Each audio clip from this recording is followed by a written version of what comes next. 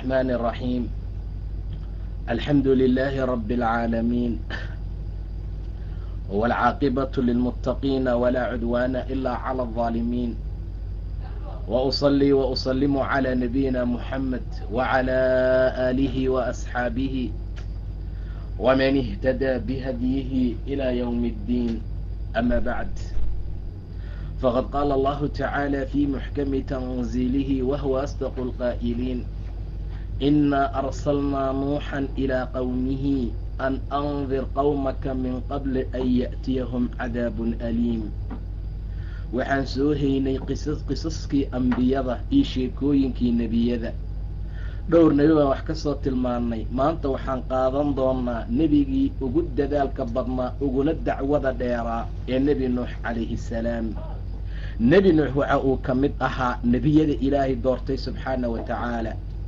wuxuu ka mid ahaa nebiyada dhibka faraha badan loo geystay.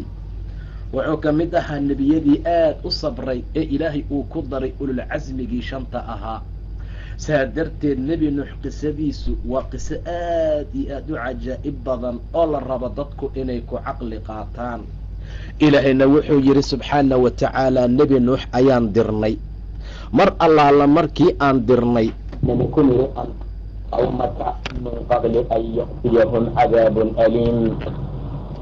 nuuxow bax oo qoomkaaga u dig intuusan cadaabka xanuunka badan u imaanin ka hor, min qabli an ya'tiyahum, intuusan u imaanin ka hor cadaabka xanuunka badan qoomkaaga u dig. nebi nuux calayhi salaam wuu soo baxay, qoomkiisa ayuu u yimid. wuxuu yidhi: yaa qawmi innii lakum nadiirun mubiin. qoomkeeyow, ani waxaan idiin ahay mid diga ah, digniintiisana ay caddahay. war waxaan aad ku jirtaan ee shirkiga iyo gaalnimada ayaan idinkaga digaa. war waxdaaniyada ilaahay inaad qaadataan ayaan rabaa. war qoomkayow, waddi iyo subaac iyo yaquud iyo yaacuuq kulligood ilaahya ma aha. war waxyaabaha aad caabudaysaan waa shirki iyo gaalnimee dhaafa.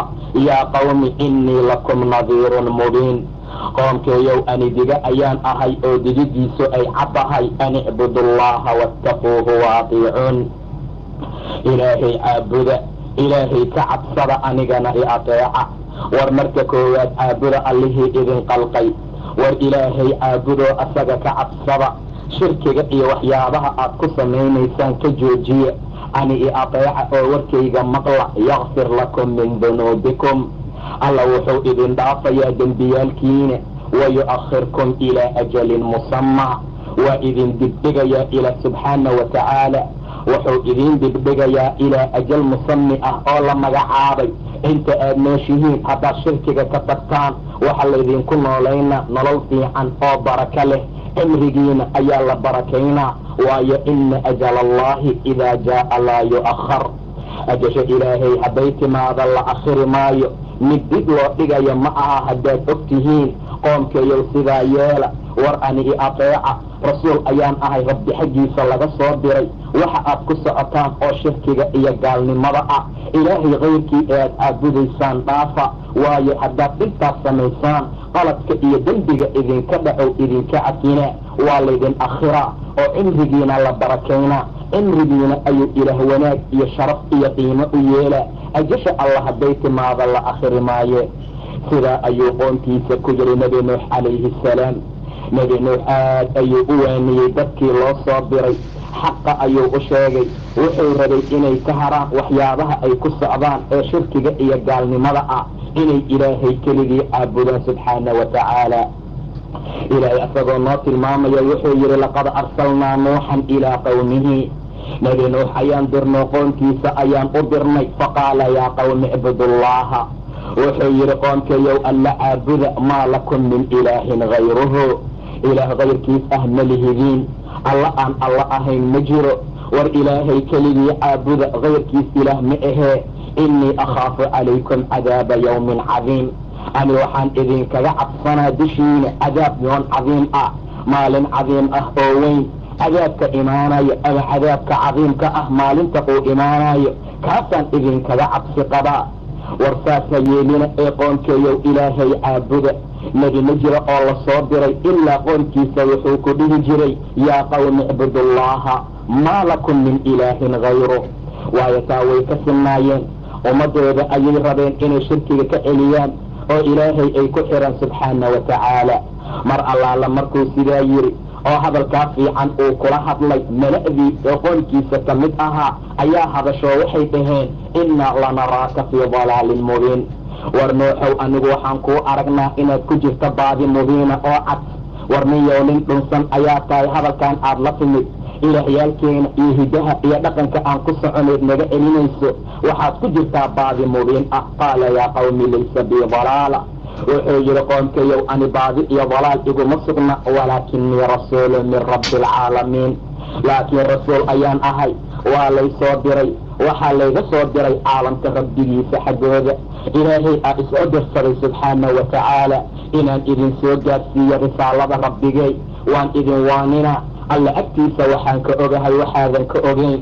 ma waxaad la yaaban tihiin ayuu yidhi inuu idiin yimaado dikri xagga rabbigiin idinkaga yimid oo nin lagu soo dejiyo idinka mid ah, si uu idinkugu digo idinkuna aad cabsataan. war sidaa yeela, waxaad mudan tihiin in laydin naxariistee. sidaana waa yidhi nebi nuux calayhi salaam. qoomkiisa sidaa ayuu u waaniyey, xaqa iyo diinka ayuu markaa u sheegay. risaalada iyo waxyaabaha lala soo diray dhammaan waa soo wada gaarsiiyey. habkaa ayuuna u wacdiyey una waaniyey nebi nuux calayhi salaam qoomkiisa. mar allaala markuu u yimid oo xaqa gaarsiiyey oo diinta iyo waxyaabaha lala soo diray uu u sheegay, waxay la hor imaan doonaan ama ay la hor yimideen beenin ay ku beeninayaan inay markaa ku raacaan. nebi nuux calayhi salaam mar allaala markuu sidaa qoonkiisa u gaarsiiyey ama alla u soo diray, dacwada ayuu gutay, xaqa ayuu u sheegay. wuxuu yidhi rabbi innii dacawtu qawmii laylan wa nahaara. rabbiyow qoonkayga ayaan u tuugay oo aan u wacay, oo waxaan ugu wacay diinta habeen iyo maalinba. ilaahayow habeen iyo maalin saad ii dirtay ma fadhiisanin, ma seexanin, mana harsanin. rabbi innii dacawtu qawmii, ilaahayow qoonkayga ayaan u wacay laylan wa nahaaran, habeen iyo maalinba. falam yazidhum ducaa'ii ilaa firaara. wixitaankayga uma siyaadinin, mana u kordhinin ilaa orod ay diinka ka sii ordaan maahane. ilaahayow hurdadayda waa ka tegey, maalintii hawshayda waa ka tegey, dacwada ayaan garab istaagay, dadkii ayaan damcay shirkiga iyo gaalnimada inay ka foqaan. saad ii adeejisay inaan adeega u fuliyo. innii dacawtu qawmii laylan wa nahaaran. ilaahayow qoomkayga ayaan u wacay habeen iyo maalin, si kasta ayaan dacwada u gaarsiiyey, wakti iyo dawaam uma qabanin. habeen iyo maalin ayaan diinta u sheegay, laakiin falam yazidhum, uma siyaadinin wicitaankayga iyo wicitaankii aan diinka ugu wacay iyo xaqii aan u sheegay ilaa firaar iyo orod maahane. wa innii kullamaa dacawtuhum, ilaahayow mar walbo aan u wacay saad ugu dembi dhaafto, jacaluu asaabicahum fii aadaanihim, faraha ayay dhagaha gashteen, wastakshaw siyaabahum, dharkooda ayay isku duuduubeen. inta waxay dhagaha u furaysanayaan waxay tahay inay xaqa maqlin, hadalkaygay diidan yihiin. waxaan anigu ugu wacayo waa khayr iyo wanaag, ayagana dhagahay faraha iga gashteen, dharkay isku duuduubeen ayagoo diidaya inay i arkaan. wastakshaw siyaabahum, siyaabkooda iyo labiskooda ayay isku duubeen, way xumaan daa'imeen, waa kibreen, isla weyne iyo kibir ayayna markaa la yimideen. ilaahayow si kasta ayaan diinta ugu sheegay, intaa ka gadaal aragtidayda ayay naceen, maqalkayga iyo hadalkayga ayay diideen. ummadoo dhan anay ii necbanaadeen, xaqa aan u sheegayo dadkeed ayay igu naceen. intaa keliya kuma gaabsanin, nicitaankii iyo orodkii iyo dhagaha ay faraha ka gashteen hadalkayga saa ugama hari. uma innii dacawtuhum jihaaran, intaa ka gadaal haddana jihaar iyo si jahraa ayaan dacwada u gaarsiiyey oon ugu sheegay. uma innii aclamtu lahum, intaa kadib haddana waan u iclaamiyey oo banaanka ayaan u soo dhigay, waan u siriyaystay siriyaysi iyo si qarsoodi ah ayaan markaa ugu sheegay. ilaahayow kayfiyad kasta iyo hab walba oo dacwo dadka loo gaarsiiyey ayaan u gaarsiiyey qoomkayga. ilaah asagoo tilmaamaya nebi nuux mar kale wuxuu yidhi walaqad arsalnaa nuuxan ilaa qawmi, nebi nuux ayaan dirnoon qoomkiisa u dirnay. innii lakum nadiirun mubiin, wuxuu yidhi anigu waxaan idiin ahay mid diga ah. war waxa aad ku jirtaan haddaad ku socotaan cadaab ayaa jira, kaasaan idinkaga digaa. digidayda waa mid cadi, anlaa tacbuduu ila allah, ilaahay maahana qof kale ha caabudina innii akhaafu calaykum cadaaba yawmin aliim ani waxaan dushiina idinkaga cabsanaa cadaab yoom aliim ah, maalin xanuun badan cadaabkiisa. cadaabka maalintaa jira oo laxaw badan yahay kaasaan idinkaga cabsanaa ee ha caabudina ila allaha ilaahay maahana subxaana wa tacaala. warqoonkeeyow saas yeela markuu arrintaa ku waaniyey faqaala almala'u aladiina kafaruu min qowmihi, mala'dii waxay dhaheen gaalooday oo qoonkiisa ka mid ahaa, maa naraaka ilaa basharan mislanaa, war anagu kuu arki mayno ilaa inaad tahay bashar iyo aadamo anagoo kala ah maahane. war nuuxow waxaad iska dhigaysa maxay tahay? nuuxow anaga agteena waxaad ka tahay bashar iyo bani aadam anagoo kala ah mislanaa, wamaa naraaka tabacaka, mana kuu arkayna inay ku raacayaan ama ay ku raaceen ila aladiina hum araadilunaa, kuwa araadisheena ah oo noo liitay oo xagga ra'yiga ku liitoo ku hooseeya maahane wax kale markaa ma kuu arkayno. wamaa naraa lakum calaynaa min fadl, wax fadli ah iyo wax ziyaado ah iyo wax sharaf ah iyo wax garaada oo korkeena aad dheer tahay ma aragno, bal nadunnukum kaadibiin, balse waxaan kuu malaynaynaa inaad kaadibiinta ka mid tahay, war beenalayaashaad ka mid tahay. waxaan aad sheeganaysa waa been iyo kidbi, waxaan aad ku socoto waa waxaan waxba ka jirin. sidaa ayay dhaheen oo dacwadii markuu gaarsiiyey adaabkii xanuunka badnaa uu uga digay, arrintaa ayay ku qaabileen. nabi nuux calayhi salaam qaala yaa qawmi, wuxuu yidhi qoomkeeyow ara'aytum in kuntu calaa bayinatin min rabbii, war qoomkeeyow in kuntu waxaad iiga warantaan haddii aan ahay calaa bayinatin min rabbii, bayino iyo xujo cad oo rabbigay xaggiisa aan ka haysto, naxariisna agtiisa uu iga siiyey, oo fa cummiyat calaykum, adinka laydinka indha tiray ma idinku qasdaynaa, xaqa maan indilo idinkaga dhigi karaa idinkoo markaa naxaaya oo markaa kaarihiin ah.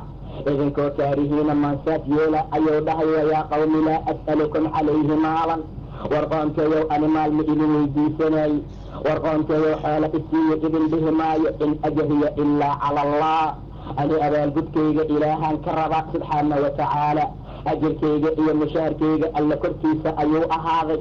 maca daalika qoonkeeyow ani ma idin dhahaayo wax isiiya, laa as'alukum calayhi maalan, maal iyo xoolo idin su'aalan maayo, ani xoolo iyo hanti aan idinka raba ma jiro, waxaan aan idin soo gaarsiinayo wadiifadan iyo abaalgudkeeda, in ajriya ilaa cala allah, alla korkiisa ayuu ahaaday, aniguna ma ihi mid raacdaynaayo dadka iimaanka leh. inahum mulaaquu rabbihim, ayagu rabbigood ayay la kulmayaan, laakiin waxaan idin arkayaa ayuu yidhi inaad tihiin qoom jaahiliin ah, qoom jaahiliina inaad tihiin ayaan idin arkaa, waayo ayagaa dhahay oo markaa tilmaamay in marka hore uu raacdeeyo dadka araadisha ah haddii rabaan ama uu rabo inay rumeeyaan dadka mala'da ah ee madaxweynta ah ee ugaasyaalka ah ee xoolaha qaba inay rumeeyaan. haddii aad rabtay dhaheen inaan ku rumayno kuwaan araadisha ah oo qiimaha aan lahayn oo ra'yiga hooseeya oo dulliyaasha ah markaa naga buri. nabi nuux wuxuu yidhi wamaa ana bidaaridi aladiina, ani ma ihi mid burinaayo raacdaynaya kuwa iimaanka leh, waayo rabbigood ayay rumeeyeen subxaana wa tacaala, asaga ayay la kulmayaan, laakiin aniga qoom jaahiliina ayaan idin arkaa. sidaa waa socon jirtay nebiga xataa markii la soo diray qoonkiisii iyo kuwii madaxweynta ahaa sharta ku madaxweynooday oo ku noqday kuwa aad iyo aad ugu socda baatilka iyo xumaanta, haddana kibirka iyo canaadka markaa la yimid waxay dhaheen muxamedow say ku dhici kartaa inaan ku aaminno oon ku rumayno adiga oo ay dadkaan ducafada ku rumeeyeen. bilaal iyo suhayb, salmaan iyo ragga noocaas ah ayaa nebiga markaa ag fadhiyey. kuwaan agtaada ka raacdeey ayay dhaheen haddii aad rabto inaan kula fadhiisano, inaad wax noo sheegto haddii aad rabto muxamedow kuwaan buri oo darka xunxun wata oon qiimaha lahayn oo hooseeya yay nagu soo dhiiranin, majlis iyo golo iyo meel aan fadhino yay soo fadhiisanin. haddii aad rabto inaan kula fadhiisano oo hadalkaaga aan dhegaysano kuwaan meesha markaa ka raacday. kuwaa meesha ka raacday rasuulku wuxuu isdhahay amaad sidaa yeesha oo si ay dadkaan u soo rumeeyaan. maca daalika ayuu ilaah ku soo dejiyey ha burinin dadka rabbigood rumaynaya subxaana wa tacaala galab iyo subaxda ayagoo wejiga alla raba subxaana wa tacaala. indhahaaga ha ka dabdin, indhahaaga ha ka leexinin, iska dhaaf inaad raacdaysee, walaa tacdu caynaak, indhahaaga ha dhaafsiinin oo ha ka gudbinin adigoo raba xayaatada adduunka. war dadkan kibirka iyo madax adayga iyo gaalnimada ku adkaaday adigoo fiirinaya hayeelin, kuwan ayaa sharaf leh, kuwan ayaa qiimo leh oo aan idi aaminay, kuwa ay yasayaan ayaa agteyda qiimo iyo sharaf ka leh, nebiyow ha burinin.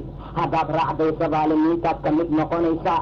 indhahaaga hawa iilid, hana u leexinin, iska dhaaf wax kale. hadday beri kuu yimaadaan faqul salaamun calaykum, waxaad ku dhahdaa salaam ayaa korkiina ahaatay, iigu salaam ayuu yidhi ilaah subxaana wa tacaala.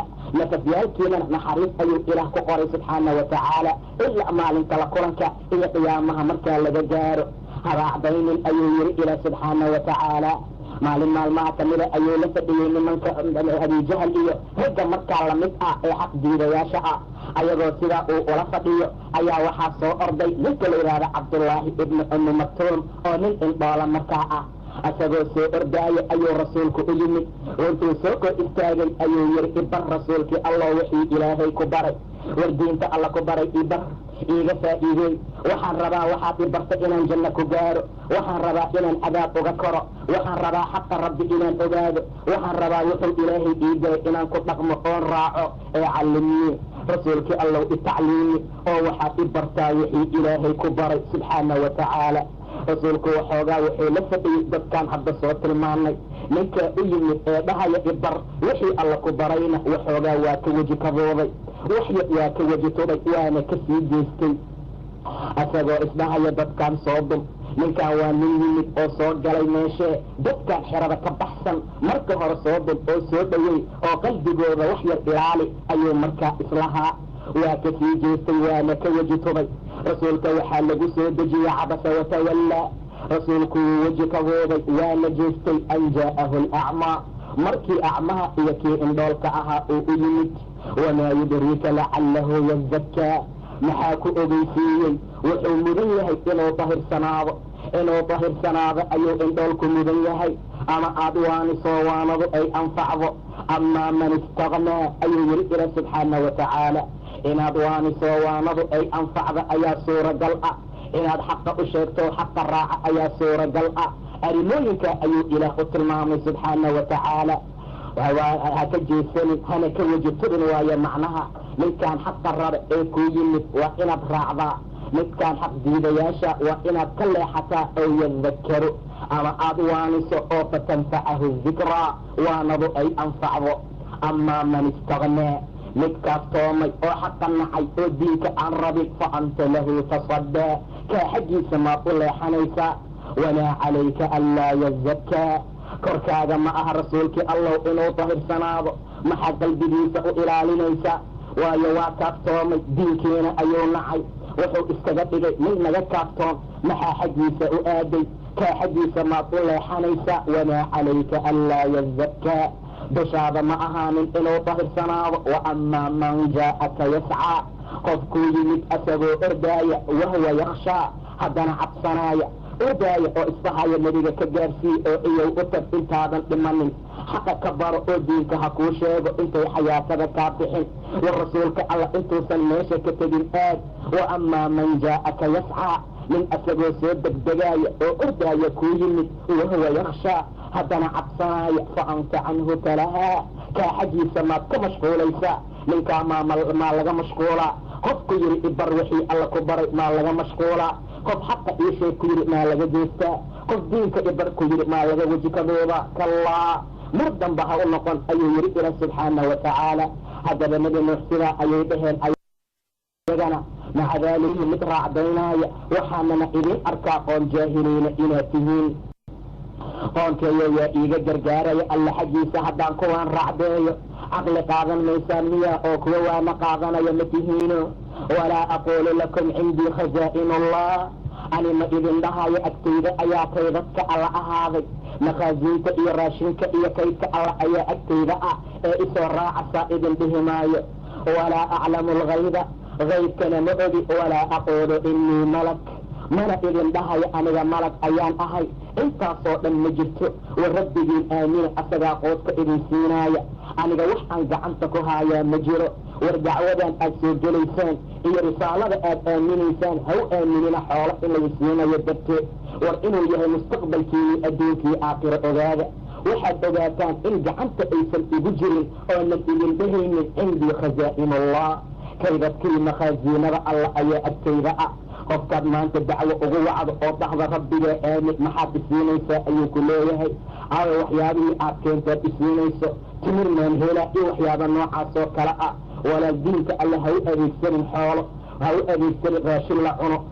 wuxuu ka qiimo badan yahay arrimooyinkaasoo dhan, ilaa waa mustaqbalkaadii adduunka iyo kii aakhiro.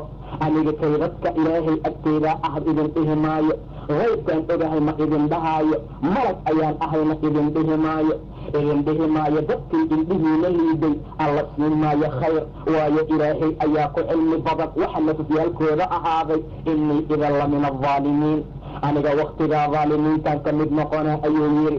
suu u waaniyey fiiri, xaqa suu u gaarsiiyey ugu sheegay fiiri, jawaabta ay bixinayaanna fiiri. qaaluu yaa nuux, waxay dhaheen nuuxow qad jaadaltanaa, waad nala murantay, waad nala dooday, fa agtarta jidaalanaa, dabadana waad nagu badisoo waad muran iyo hadal iyo qaylo badan tahay. war hadalkaagii murankaagii qayladaada naga daa. qad jaadaltanaa, waad nala didaadantay oo waa nala doodantay oo mar walbaa muran iyo qaylaad nagu wadaa, waadna nagu badisay dooda iyo murankee. fa'tinaa bimaa tacidunaa, warkeen wax allaala waxa aad noo yaboodayso. cadaabaa jira, waa laydin cadaabaa, cadaab yoom aliim, cadaab yoom cadiim. waxa aad sheegaysa keenba, in kunta min asaadiqiin, kuwa runta sheegaya haddaad ka mid tahay. war haddaadba run sheegaysid keen ayay dhaheen. wax allaala waxaad nagu hanjarayso, waxaad leedahay waa laydin cadaabaa, weligeen hanala cadaabee keen. waxay ku hadlayaan fiiri. muxuu yidhi nabi nuux, inamaa ya'tiikum bihi allah, allah idinla imaanayo keenaya goormee in shaaa. rasusha xataa inaysan ogeyn ayaad ka fahmaysaa hadduu doono. idinkana kuwa fatan karaa ma tihiin, aniga idin anficinaysa markaa waaninta aan idin waaniyey. haddii ani aan raba inaan idin waaniyo oon idin naseexeeyo oon xaqa idin sheego, allana uu yahay mid idinla doonay inaad dhuntaan. huwa rabbukum wa ilayhi turjacuun, xaggiisaana markaa laydin celina. sidaa darteed qoonkayow sidaa yeela. war kibirkaan iyo madax adaygaan iyo xaqaan aad ka tegaysaan joojiya. war waxaan aad diidan tihiin dhaafa. war ilaahay aamina subxaanahu wa tacaala. nabi nuux sidaa ayuu u waaniyey qoonkiisa, xaqa ayuu sidaa u sheegayaa habeen iyo maalin. si kastoo dacwo loo guto ayuu dacwada ugu gudanaa. inta wixii ka dambeeyey wou la hadlay ilaahay subxaanahu wa tacaala, iyo hadalkii ayagu ay ku dhaheen ayuu xaggiisa u ashtakooday. waqaala nuuxu rabbi inahum casawnii, wuxuu dhahay rabbiyo waa i caasiyeen, wixii aan u sheegay waa diideen, xaqaan gaarsiiye way ka leexdeen. waattabacuu man lam yazidhu, waxayna raaceen mid uusan u kordhinaynin maalkiisii, awlaadii iyo waladkiisaba ilaa khasaaro maahana wax kale uusan u siyaadinayn. kaasay aamineen oo ay rumeeyeen oo ay raaceen ilaahayo. inahum casawnii, ani way i caasiyeen, waxayna raaceen maalkiisa iyo waladkiisa midaan u siyaadineen ilaa khasaaro maahane. way dhagar faleen, wamakaruu makran kubbaara, dhagar falid weyn ayay la yimaadeen. way isu dardaarmayaan. waqaaluu laa tadarunna aalihatakum, waxay yidhaahdeen ilaahyaalkiina haka tegina. walaa tadarunna waddan, haka tegina sanadka ama ilaaha waddi la yidhaahdo. walaa suwaacan, midka suwaac la yidhaahdo. walaa yaquusa wayacuuqa wanasra, midka yaquus iyo yacuuq iyo nasri intaba oo ilaahyaalka haka tegina. kuwaasay iskula dardaarmayaan ayuu yidhi nabi nuux calayhi assalaam. waxay dhameeyeen in badan oo dadka ka mid ah. dhaalimiinta ilaahayow baadi maahee wax kale kuma socdaan. waxa ay samaynayaan ay diyaadsanayaan waa dhumitaan iyo baadi. maca daalika rabbiyow sidaa ayay yeeleen. xaqa way ka durqeen oo waa diideen. waxyaabihii la rabay inay ku socdaan kuma socdaan oo waa ka leexdeen. sidaa ayay la yimideen. rabbiyow ilaahayow waa i caasiyeen amarkayga, xaqayga iyo wixii aad ila soo dirtoon gaarsiiyey intaba markaa waa diideen. ilan waxay ahaayeen dad aad iyo aad u madax adag.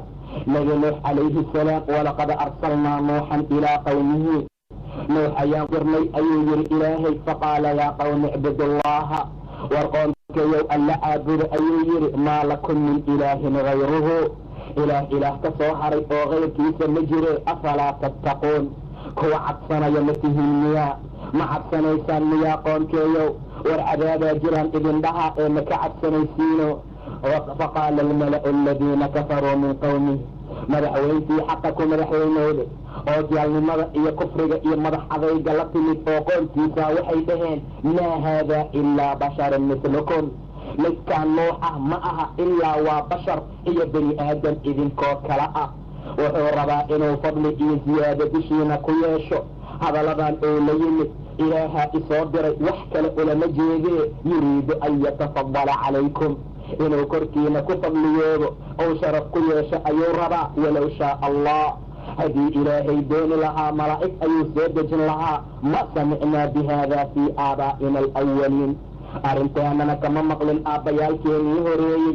nuux ma aha ilaa nin waalan maahane, in huwa ilaa rajulun bihi jinna, waa nin waali ay ku sugan tahay. ee fatarabbasuu bihi xataa xiin, iska suga ilaa xiin iyo wakti laga gaaro ayay yidhaahdeen. war asagaa dhiman doonay aan sugno ilaa dhibaato ay uga dhacda aan u kaadino.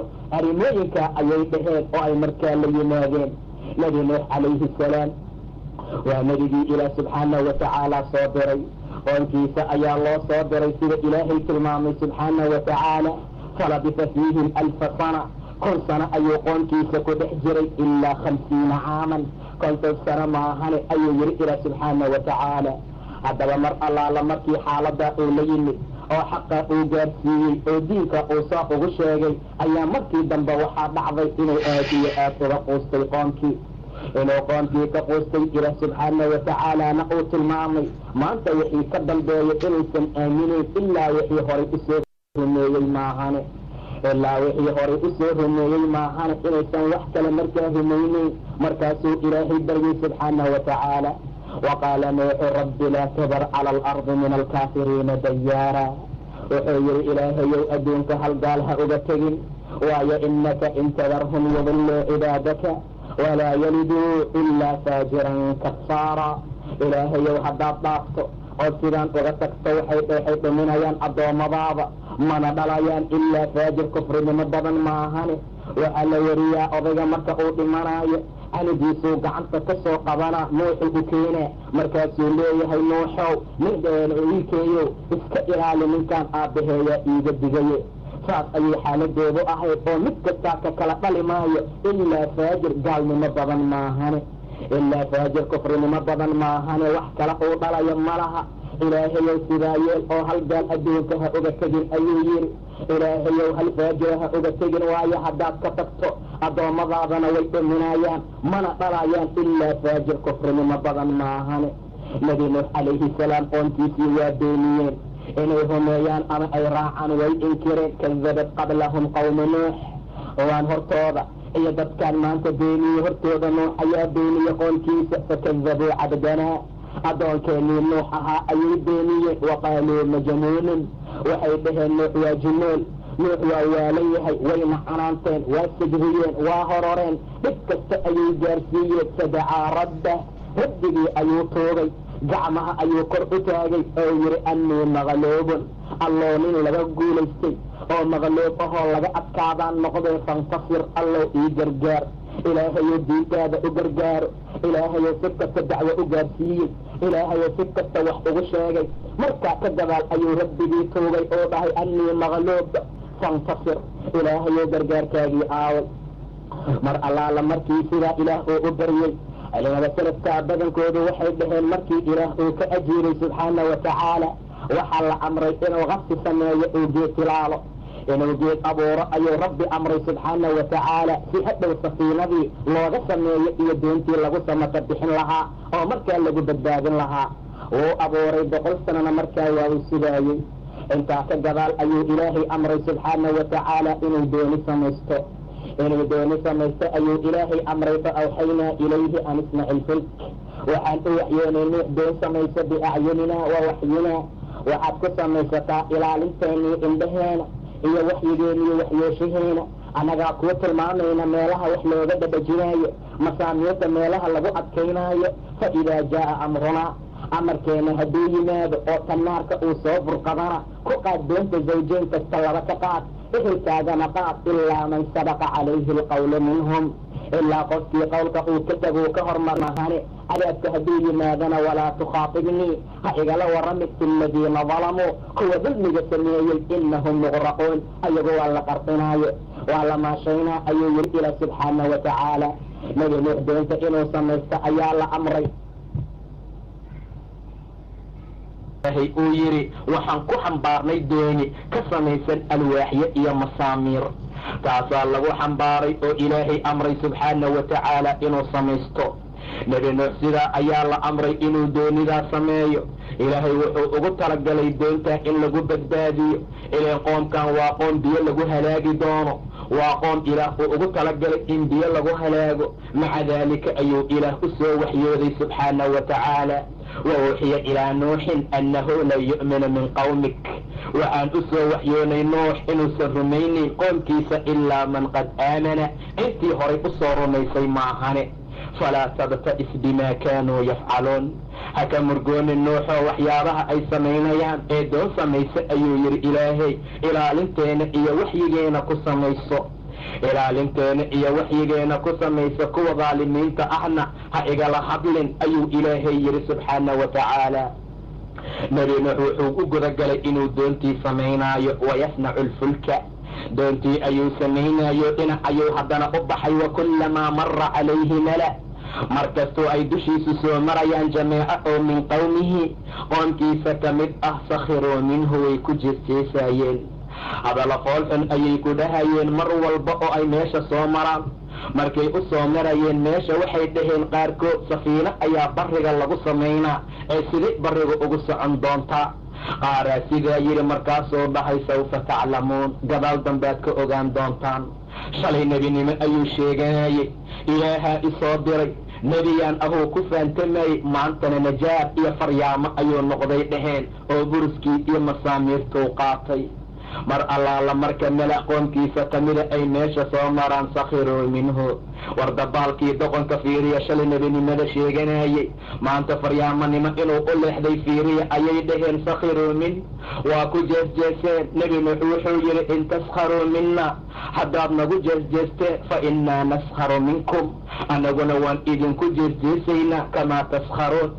fasawfa taclamuuna man ya'tiih, waxaadna gadaalka ogaan doontaan qofkuu cadaabku u yimaado.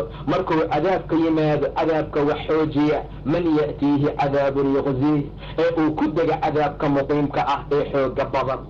ilaahay subxaanahu watacaala ayaa si fiican ugu qaban qaabiyey doontaa samaynteeda. imaamu thawri wuxuu yidhi waxaa la amray inuu doonta dhirarkeeda ka dhiga 80 diraacan 80 dhudhun. qadaada wuxuu yidhi waxaa la amray dhirarkeeda inuu ka dhiga 300, waa 300 oo dhudhun. ballarkeeda inuu 50 ka dhiga ayaa la amray. ibnu cabbaas wuxuu yidhi 1200 oo dhudhun inuu ka dhigo. doontaa waxaa laga sameeyey 3 dabaqaad. dabaqa hoose dawaabtii wuxuushta ayaa loo dhaafay, midka dhexe dadka ayaa la geliyey, midda sarena tuyuurta iyo shimbiraha. sidaa darteed ayaa habkaa loogu kala sameeyey oo ilaahay subxaanahu watacaala u amray in shay walba zawjeen ama 2 nooc markaa laga qaado. waxaa la tilmaamaa ama la yidhaahdaa waxa ugu horeeyey ee shimbiraha gala shimbir baqbaqaha la yidhaahdo waaye. midka ugu dambeeya xagga xayawaanaadka oo doonta korana ximaarka ayuu ahaa. sidaa darteed ayuu ilaah subxaanahu watacaala amray in meesha ayagana markaa lagu badbaadiyo bacdamaa dhibaato fara badan ay imaanayso. taariikhdu waxay tilmaantaa mar allaala markii meesha laysugu yimid wuxuushtii waxyaabahana meesha ay ku jiraan in aad iyo aad looga cabsaday dhibaato fara badan inay ka timaado, balse ilaahay arrimooyin fara badan uu ku badbaadiyey. culimmadu waxay aad iyo aad isugu khilaafaan ciddada iyo in allaala intii ku sugnay doontaa korkeeda iyo intii markaa raacday. ilan ilaah subxaana wuu amray in doontaa la saaro in allaala intii asaga markaa rumaysay.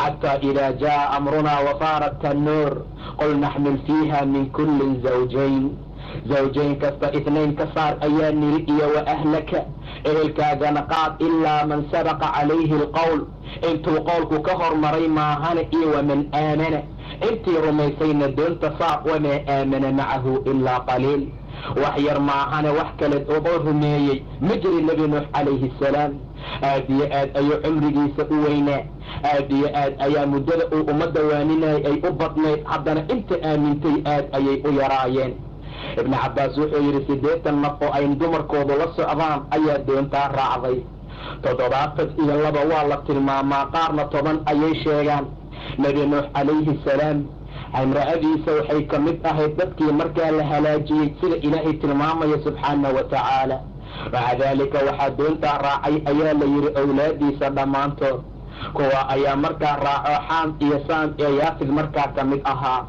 yaam ninka la yidhaahda kancaanna waa la yidhaahdaa waa la qarqiyey asaga oo kuwa biyaha ku dhintay ayuu ka mid ahaa mid kale ayaa jiro caabira asaga waxa uu dhintay duufaanta intaysan imaanin horteeda wala waxay yidhahdeen dadka la qarqiyey ayuu asagana markaa ku jiray say noqotada ilaah subxaanahu wa tacaala waxaa xaqiiq ah ama la tilmaamaa wiilasha inay ahaayeen dadkii doonta markaa la raacay ileen qole ayaa waxay tilmaamaan waxaa joogay duufaanta horteeda yaam ninka la yidhaahdee kancaan markaa ah asagana kuwii la qarqiyuu ka mid yahay 3 ka soo hartay saam iyo xaam iyo yaafidna ayagu waxay dhasheen markii duufaanka dhammaaday kadib laakiin xaqiiqda iyo sida sugan 3daba dadkii la badbaadiyey markaa ku jireen oo hadhowna faraca gadaal ka imaan doona markaa ay awlaada mtaqaana aadan iyo nuuxba markaasaa uga soo farcamay haddaba ilaah subxaanahu wa tacaala wuxuu tilmaamay in dadka markaa la halaajin doono oo halaaga uu imaanayo calaamaadka lagu yaqaano inuu halaaga imaanayo meel aan biyo laga filayn oo tanuurkii jikamuufadii meelaha lamidka ah ayaa biyo ka soo bixi doona wafaara tanuur tanuurkana uu markaa soo burqada ku qaad ayaan ku niri buu dhahay ilaah subxaanahu wa tacaala zawjayn kasta 2 ka qaad ehelkaagana qaad ilaa in alaala intii markaa rumaysay maahane ma rumaynin micigiisa ilaa in yar maahane ilaahay wuxuu amray inay doonta koraan ilaan cadaabka ayaa soo dhow muddo yar oo gaaban ayaa dhiman gaaladii intaa xaqa loo sheegayo xaqa diidaysay oo tawxiidka alla diiday inay raacaan xaqa inay fuliyaan ka madax adkaada halaagoodii soo dhowaaday waqaala arkabuu fiiha ilaahay wuxuu yidhi koraad doonta war doonta raaca sidaa ayuu dhahay ilaah subxaanahu wa tacaala bismi illaahi majreeha wa mursaaha socodkeedii istaageeda waxay ku soconaysa waa bismi illaah waayo ina rabbii lagafuurun raxiim ilaahay alla dembi dhaaf badan oo naxariis badan waayo doontaa waxa ay ku dareeraysa waa magaca ilaahay bismi illaahi ayaa lagu kaxeeyaa bismi illaahi yaa lagu istaajinaa biyihii ayaa markaa yimid sida ilaahay tilmaamay subxaanahu wa tacaala fadacaa rabbahu annii maqluubun fantasir markuu dhahay fafataxnaa abwaaba asamaa samada albaabaheeda ayaan furfurnay buu dhahay ilaahay bimaa'in munhamir biyo qubmaayo shubmaya ayaan la soo daadinay wafajarna alarda cuyuuna dhulkii ayaan jeexjeexnay cuyuun iyo ila ayaan ka burqinay faltaqalnaa biyihii ayaa kulmoo calaa amrin qad qudir amar la qadaray ayay ku kulmeen biyihii kor ka yimid iyo biyihii hoos ka yimid ayuu alla kulmiyey subxaanahu wa tacaala waxaan soo furnay abwaabihii samada biyahee ka soo daadanahayay albaabahooda ayaan furnay biyo munhamir ah oo qubmayo xoog u soconaya ayaa ka soo daatay dhulkii ayaa la jeexjeexay oo la dildilaaciyey biyo ayaa laga soo bixiyey biyihii kore iyo kuwii hoose ayaa kulmay calaa amrin qad qudir amar la qadaray ayuu ilaah subxaanahu wa tacaala biyihii markaa isugu yimideen nebi nuux iyo intii aamintay doonta ayay saaran yihiin alkora bismi illaahi ku kora war magaca alla idinkoo ku dheehanoo qabsanaya doonta raaca socodkeedii taageedii mursiga bismi illaahi oo isticmaala maca daalika doontu way soconaysay wahiya tajrii bihim fii mawjin mawjiya hir dhexdiisay kula soconaysay mawjkaa kaljibaal buuro oo kale ayay ahaayeen ilaah subxaanahu wa tacaala waxa uu ku badbaadiyey waa doontaa marka ay ku jeesjeesayeen ayaga nebi nuux canugiisa waa wiilkaa yaama ama kancaan ahee waa u dhawaaqay wanaadaa nuux ibnah canugiisa ayuu u naadiyey wa kaana fii maczilin canuga meel soocan ayuu joogay doonta inuu soo koro waa diiday nebi wuxuu dhahay yaa bunaya wiilkaygiiyo yaa bunaya kab macana war micigeena nala soo kor doontaan oo walaa takun maca alkaafiriin war kaafiriinta micigooda ha ahaanin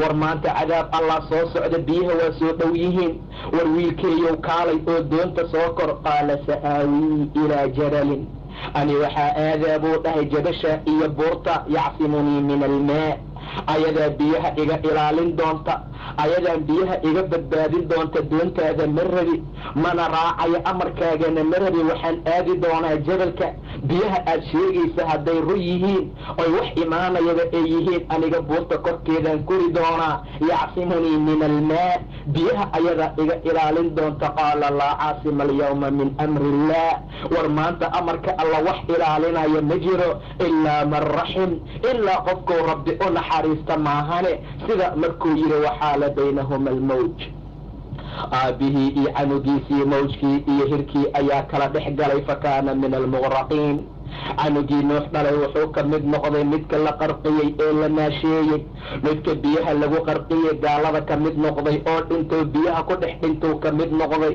mar allaala marka doontaa ay saa u soconaysay oo arrintaa ay saa ugala socotay sida ay xaaladoodu ahayd oo ilaahay marba meel uu geynayay doonta markaa kadib ayuu ilaahay arlada la hadlay ilaahay arlada wuxuu ku yidhi yaa ardu ablacii maacaki war biyahaaga lid ayuu yidhi wayaa sanaa'u samay adigana aqlici biyaha celi waqiida almaa biyihii ayaa nusqaamay amarkii waa la xugmiyey doontii waxay ku istaagtay buurta juudi la yidhaahdo dhaalimiinta halaag iyo dhibaato ayaa u sugnaatay iyo fogaasho sidaa ayuu ilaahay u halaagay subxaanahu wa tacaala sidaa ayuu ilaahay u halaagay waxamalnaahu calaa daati alwaaxin wa dusur waxaan ku xambaarnay doon masaamiir iyo alwaaxyo laga sameeyey tajrii biacyunina waxay ku soconaysay indhaha ilaahay waxay ku soconaysay ilaalinta ilaah subxaanahu wa tacaala bari iyo galbeed lagama hagayn doonta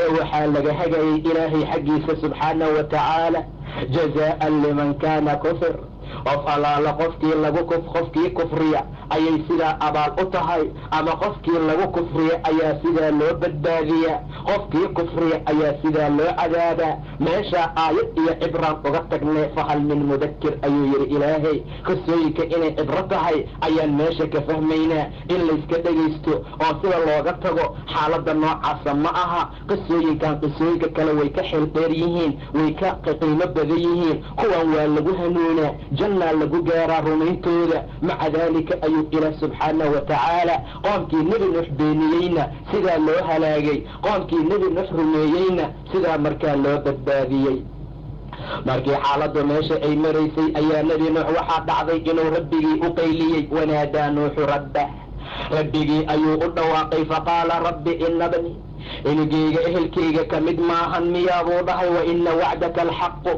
yaboohaaga ilaahayo waa xaq wa anta axkamu alxaakimiin inta wax xukmisa midka u xukun fiican ayaa tahaye ilaahayow inta wax xukmisa adaa u xukun fiicane canugeyga ehelkayga ma ka mid ahan miyaa ehelkayga ma ka mid ahaynoo adaa horay ii yidhi iyo ehelkaaga saar doonta canugeyga ehelkayga miyuusan ka mid ahayn ilaahayow yaboohaaga waa xaq inta wax xukmisa adaa u xukun fiicane jawaabta ilaahay siiyey fiiri qaala yaa nuuxu nuuxow inahu laysa min ahlik ehelkaaga ka mid maaha waa canugii uu dhalay oo dheecaankiisa markaa ka ahaa ama cad asaga ka soo go-ay markaa ah ayaa lagu tilmaamayaa maanta inuusan ehelkiisa ahayn sababtu waxay tahay inahu camalun gayru saalixin camal aan wanaagsanayn ilaahay raali uusan ka ahayn ayuu sameeyey maca daalika ehelkaaga ma aha ehelkaaga xaqiiqda waa midka diinta rumeeya waa midka xaqa raaca waa midka ilaahay aamina waa midka xaqa iyo diinta rabbi ku camal fala qof walbow sidaa u ogow ehelka dhabta ah ee xaqiiqda ah waa qofka alla aayaadkiisa kula camal fala kula aamina kulala aqriya kulala rumeeya ninka noocaasa ayaa ehelkaaga ah shaytaan dhaalim ah oo xaqa diiday hadduu maas kula nuugay ama hal calow aad iskaa soo baxdeen ehelkaaga ma ahan ehelka dhabta ah ee xaqiiqda ee runta ah waa ehelka camalka saalixa sameeyey nuuxow ehelkaaga ma aha waayo inahu camalun gayru saalixin camal ayuu sameeyey aan wanaagsanayn ee falaa tas'alni maa laysa laka bihi cilmun ha i weydiinin waxaadan ogaan iyo cilmi ulahayn inii aciduka ani waa kaa waaninaa nuuxow an takuuna min aljaahiliin inaad jaahiliinta ka mid noqoto qof camal wanaagsan aan samaynin inaad dhahdo ehelkayga aaway ehelkayga ma ahan miya waa kaa waaninaa waa jaahilnimo waa shay aan wanaagsanayn qofka dhinacaaga kula ag sujuudaya oo diinta alla kula socda oo salaada kula soo xaadiraaya walow qaraabo uusan ahayn oo meel shishe ka yimid qofka noocaasa walaal ka dhigo kaasaa ehel ah kaasaa ehelka dhabtee xaqiiqda ah daalimka diinta shayaadiinta jecel oo xaqa alle aan ogolayn oo kitaabka rabbi in lagu dhaqmo oo dastuur iyo xukun noqdo aan rabin diinta alle in loo dagaalamo aan rabin ehelkaaga ma aha naasba ha kula nuugo hal hooyo ha idin wada dhasho hal gogol wada jiifta say noqotaba ehelkaaga ma aha waad u jeedaa inii aciduka an takuuna min aljaahiliin inaad jaahiliinta ka mid noqotaan kaa waaninaa nuux wuxuu dhahay rabbi inii acuudu bika allah waxaan kaa magangelayaa inaan ku su-aasha waxaanan cilmi iigu sugnayn haddaadan ii dembi dhaafin oodan ii naxariisanin akun min alkhaasiriin waa hadal cajiib badan maanta oo dhan buu dadaalayey kelimada tawxiidkuu dadka gaarsiinayey maraa la diiday maraa la caayay maraa dhibaato la gaarsiiyey maraa la hororay maraa majnuunnimo lagu sheegoo dhagahaa laga furaystay indhahaa laga dadbadoo laga laabtay waa ilaahay dartii subxaana wa tacaala maca daalika wuxuu leeyahay wailaa takfir lii allow haddaadan ii dembi dhaafin oo watarxamnii aadan ii naxariisan akun alkhaasiriin khaasiriintaan ka mid noqonayaa intaa ka gabaal ayuu ilaahay yidhi yaa nuux ihbit bisalaamin mina nuuxow ka deg doonta nabadgelyo uga deg xaggeena ka ahaatii barakooyin dushaada ahaatay ummada dushooda oo micigaagaa kuwo kale waan u raaxayn doonaa waxaana taabanaya xaggeena cadaab xanuun badan oo aad iyo aad u adag taa waa wararkii nuux ayuu dhahay ilaah waa kuu waxyoonaynaa xaggaaga tilka min anbaa'i ilgaybi nuuxiiha ilayk xaggaagaan u soo waxyoonaynaa maa kunta taclamuhaa anta walaa qawmuka mid yaqaana ama og maahayn adi iyo qoomkaaga midaan ka hor inta aanan kuu sheegin ka hor ee fasbir ina alcaaqibata lilmuttaqiin rasuulkii allow sabir ciribta fiican muttaqiintay u sugnaatay ciribta fiican muttaqiinta iskale sidaa darteed ayaa ilaah subxaanahu wa tacaala nebi nuux uu ku yidhi xaaladdu waa sidaa ummado kalena waan u raaxayn doonaa cadaab xanuun badanna markaa waa taaban doonaa maca daalika dadku waa inay aad iyo aad u dadaalaan waa in rabbi subxaanahu wa tacaala xaqiisa la fuliyo dardaaranada ilaah noo dardaarmayo qisooyinkana loo sheegayo intaasoo dhan inaan rumayno inaan ku caqli qaadano inaan diinta alla ilaah subxaanahu wa tacaala ugu ogaano xaaladahaasoo dhan xaalada ilaahay naga doonay oo nala amray ayay tahay waan u jeednaa qisada nebi nuux calayhi assalaam in allaala inta beenisay oo inkirtay oo xaqiisa raaci weysay sidaa ayuu ilaahay u halaagay subxaanahu wa tacaala adkaa iyo dhibaatada ayaa markaa soo maray oo mashaakilka iyo dhibka ayay la kulmeen qisada macnaheeda waxaa loola jeedaa haddaad ka leexataan diinkiina haddaad raaci weysaan ood ku dhaqmi weysaan wixii ilaahay idiin diray aad fulin weysaan sida dadka loo halaagaa laydiin halaaga sida dadka ilaah subxaanahu wa tacaala dhibaatada iyo mashaakilka loo gaarsiiya laydiin gaarsiina